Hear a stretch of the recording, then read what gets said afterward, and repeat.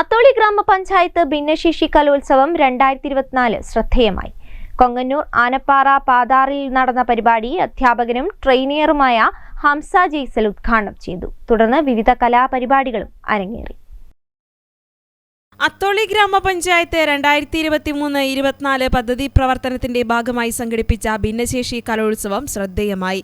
കൊങ്ങന്നൂർ ആനപ്പാറ പാതാറിൽ വെച്ച് നടന്ന പരിപാടി അധ്യാപകനും ട്രെയിനറുമായ ഹംസ ജയ്സൽ ഉദ്ഘാടനം ചെയ്തു. ഗ്രാമപഞ്ചായത്ത് പ്രസിഡന്റ് ബിന്ദു രാജൻ അധ്യക്ഷത വഹിച്ചു. ഭിന്നശേഷിക്കാരുടേതായ ജീവിത സാഹചര്യങ്ങളും ഇന്നവർ സമൂഹത്തിൽ നേരിടുന്ന വെല്ലുവിളികളെപ്പറ്റിയും ഉദ്ഘാടകനായ ഹംസ ജയ്സലിനൊപ്പം അവർ പരസ്പരം അഭിപ്രായം പങ്കുവച്ചു. തുടർന്ന് ഭിന്നശേഷി കുട്ടികളുടെയും മുതിർന്നവരുടെയും പ്രദേശവാസികളുടെയും വിവിധങ്ങളായ കലാപരിപാടികൾ കൊണ്ട് കൊങ്ങന്നൂർ ആനപ്പാറ പുഴയോരവും പ്രദേശവാസികളും ഉത്സവലഹരിയിലായി.